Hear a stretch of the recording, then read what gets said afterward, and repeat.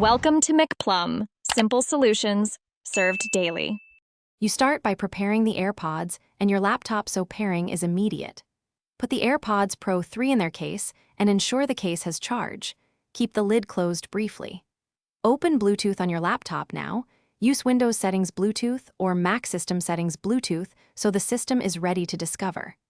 Then press and hold the small setup button on the back of the case for about 5 seconds until the status light flashes white. This puts the AirPods into pairing mode and makes them discoverable.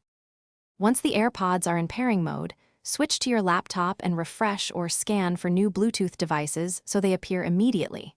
When you see AirPods Pro or your custom AirPods name, select it and click Pair or Connect. You normally will not need a PIN, but if prompted, accept or enter 0000.